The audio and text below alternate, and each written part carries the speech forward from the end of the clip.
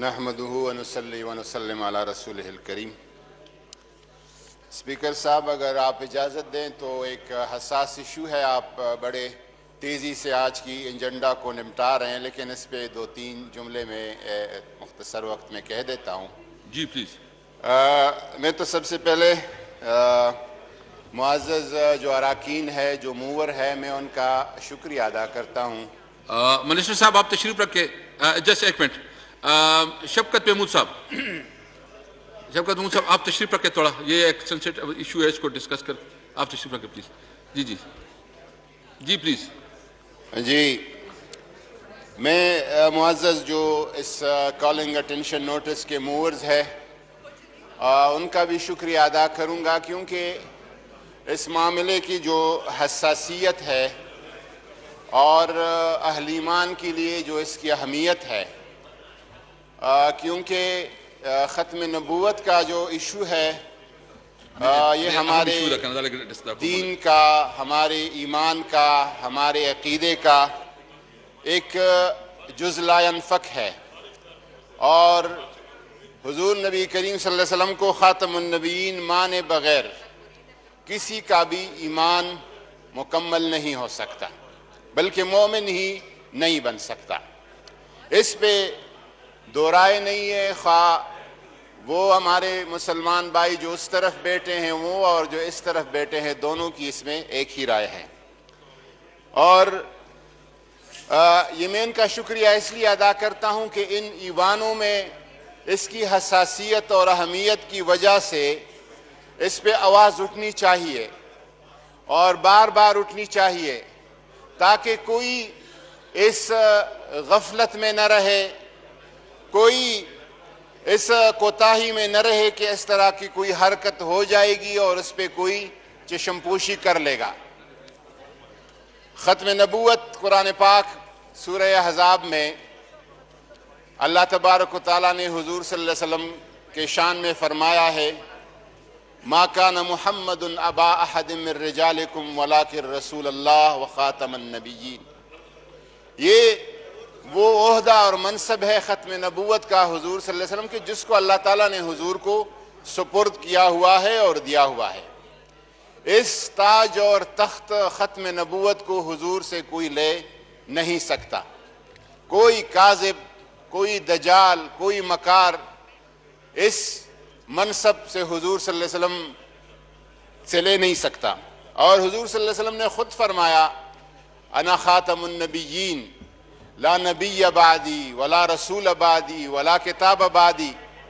اس پہ ہم سب کا ایمان ہے، اور اس کے پیچھے جو ہمارے ملک میں قادیانی، احمدی، لاہوری جب غیر مسلم قرار دیے گئے تھے، اس کے پیچھے ایک ہسٹری ہے، ایک تاریخ ہے، اور اس ایوانوں کے اندر سے جو تحریک چلی ہے 1974 میں، جن لوگوں نے، اور اس میں سارے لوگ شامل تھے، اس وقت کے جو لبرلز تھے وہ بھی شامل تھے، مذہبی جماعتوں کے لوگ بھی شامل تھے، اس وقت کے وزیر اعظم مرحوم ذوالفقار علی بھٹو، آغا شورش کشمیری صاحب نے کہیں لکھا ہے کہ میں نے جب ذوالفقار علی بھٹو کو قائل کیا کہ ختم نبوت ایمان کا مسئلہ ہے، تو اس نے فرمایا، جواب میں آغا شورش کشمیری کہتے ہیں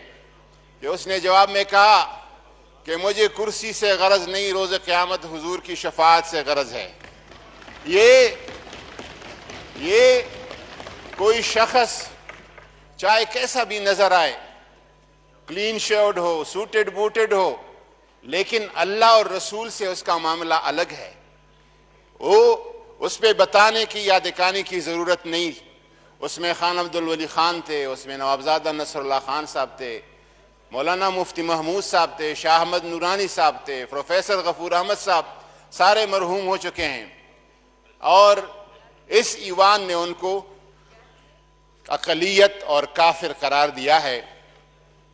کوئی شخص، ایسے شخص کو جو حضور صلی اللہ علیہ وسلم کے ختم نبوت کا منکر ہو، اس کو جب حضور صلی اللہ علیہ وسلم کے ختم نبوت کا منکر ہے وہ تو نبی کریم صلی اللہ علیہ وسلم کا دشمن ٹھہرا. حضور کے دشمن کو کون حج پہ لے جانے کی اجازت یا جسارت کر سکتا ہے؟ معزز اراکین نے یہاں پہ بھی بات ہوئی اس دن. نیشنل اسمبلی کے اسٹینڈنگ کمیٹی کے چیئرمین ہیں مولانا اسد محمود صاحب, انہوں نے بھی بات اٹھائی, سینٹ میں بھی اٹھائی. مولانا عبدالاکبر چترالی صاحب ہیں اور میں چاہوں گا کہ وہ بھی تھوڑا سا اس پہ بات کریں.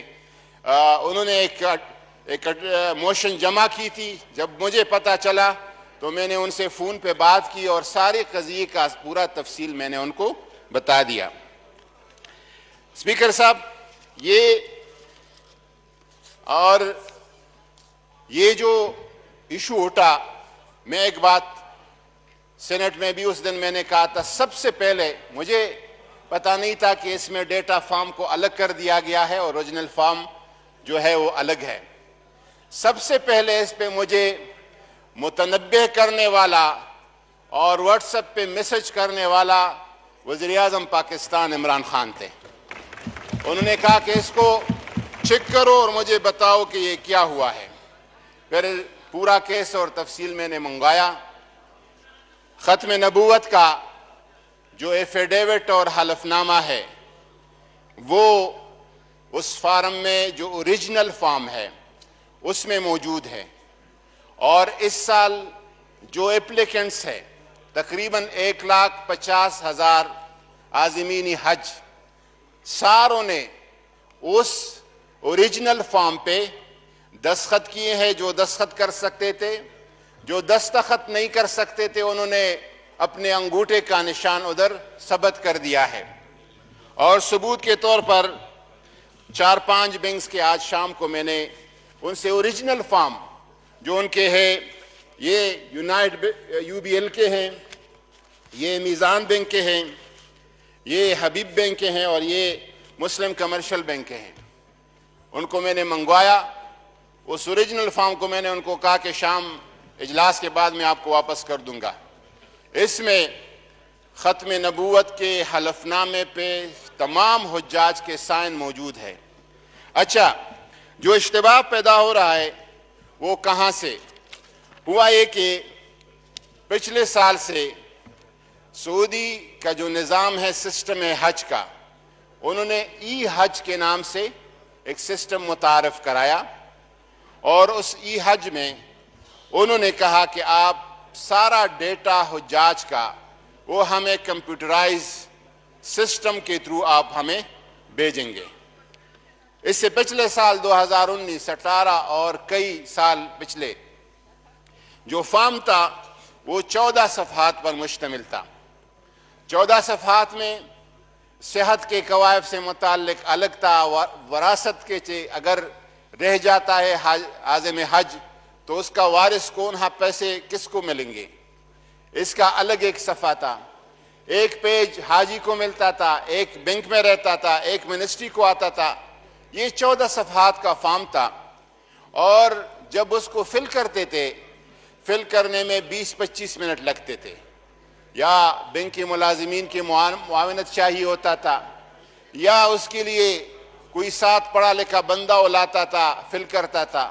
کبھی کبھی ایسا ہوتا تھا کہ الگ الگ صفحات پر قوائف کوئی ایک حرف اس میں غلط ہو جاتا تھا تو اس پورے فارم کو غلط تصور کیا جاتا تھا.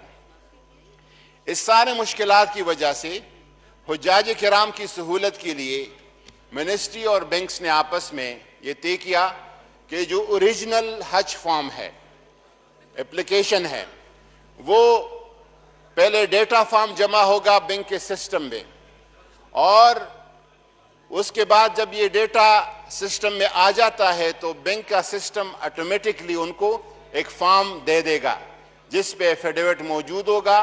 فارم وہی تصور ہوگا, سائن بھی اس پہ ہوگا یا انگوٹھے کا نشان بھی اس پہ ہوگا, بینک کے ساتھ بھی وہ رہے گا اور منسٹری کی طرف بھی وہی آئے گا. اس میں ایک اور بات یہ تھی کہ تقریباً 2.5-3 لاکھ فارم نے پرنٹ کرنا تھا, 14 صفحات پر مشتمل. اس کے پرنٹنگ میں 10-15 دن لگتے تھے, اور جب متعلقہ بینکس کو آپ پہنچاتے تھے 1 ہفتہ اس میں اور لگتا تھا. وہ چیز بھی درمیان سے ختم ہو گئی. پھر جب وہ فارم 2-2.5 لاکھ فارم آتے تھے منسٹری کے کمرے میں پڑے ہوتے تھے، اب سارا کمپیوٹر ڈیٹا جو ہے وہ سسٹم کے تھرو آتا ہے۔ اس سہولت کے مد نظر رکھتے ہوئے یہ فیصلہ منسٹری کے آفیسرز نے، بینکس نے آپس میں کر دیا کہ جو ڈیٹا ہے، ڈیٹا کا اپلیکیشن سے اتنا تعلق ہے کہ وہ ڈیٹا کمپیوٹر کے سسٹم میں چلا جاتا ہے، باقی جو اپلیکیشن فارم ہے وہ دے دیتا ہے اور اس پہ سائن سب حجاج کے ثبت ہے، وہ فارم ہمیں بھی آ کے ملتا ہے، وہی فارم حاجی کو بھی ملتا ہے، وہی فارم ہمارے حج سسٹم میں سارے میں وہی موجود ہوتا ہے۔ ایک غلط فہمی کا میں ازالہ کروں، وہ چونکہ بعض میڈیا کے لوگوں نے لیا تھا، اس دن اسٹینڈنگ کمیٹی کی میٹنگ تھی اور اس میں نے کہا کہ کاش کہ منسٹری کے آفیسرز مجھ سے اس پہ تھوڑا سا مشورہ کر لیتے اور پوچھتے۔ ان پہ میں کسی کے نیت پہ یا عقیدے پہ میں شک نہیں کر سکتا جب تک میرے پاس ثبوت نہ ہو، اور میرے نزدیک جس طرح ختم نبوت سے انکار جرم ہے، اس طرح کسی پر بلا تحقیق، بلا جواز، بلا دلیل، بلا ثبوت اسے منکر ختم نبوت سمجھنا یہ بھی جرم ہے، اس کو بھی میں جرم سمجھتا ہوں۔ میں کسی منسٹری کے آفیسر پہ جو میرے ساتھ رہے ہیں، میں ان کے عقیدے اور فکر سے واقف ہوں، ان پہ میں شک نہیں کر سکتا۔ میں نے صرف اتنا کہا کہ کاش یہ منسٹری کے آفیسر مجھ سے مشورہ کرتے تو میں ان کو کہتا کہ جو ڈیٹا فارم ہے اس پہ بھی یہ حلف نامہ رکھیں اور جو اوریجنل فارم ہے اس پہ بھی رکھیں، تو یہ تشویش اور بے چینی اور جو خواہ لوگوں کو ایک فکر لاحق ہوئی، یہ درمیان میں سے بات نکل جاتی۔ اس حوالے سے میں ایک دفعہ پھر وضاحت کروں کہ تمام کے تمام فارمز میں 1,50,000 کم و بیش فارم اس دفعہ کل کی ڈیٹ تک جمع ہو گئے ہیں، سب میں ختم نبوت کا حلف نامہ یا اقرار نامہ جو بھی ہے وہ عبارت موجود ہے، اس پہ ساروں کے انگوٹھے اور دستخط ثبت ہے۔ شکریہ اسپیکر صاحب۔ چودھری محمد برجستہ ہے سر ٹو آسک ون کوشچن۔ جناب اسپیکر، وزیر صاحب نے بڑی تفصیل سے بات کی ہے، آپ تشریف رکھے، وہ چونکہ اس کا موور ہے نا جی، پلیز۔ حالانکہ کال اٹینشن نوٹس کے جواب میں اس طرح کی تقاریر نہیں ہوتی۔ سوال ہولڈ آن، یہ ایشو عام روٹین کا اٹینشن نہیں ہے، یہ ایک مذہبی ایشو تھا، اس پہ ایکسپلینیشن بالکل ضروری تھا اور جائز تھا۔ اس لیے میں یہ جناب اسپیکر آپ سے گزارش کروں گا کہ 2-4 منٹ مجھے بھی لگ جائیں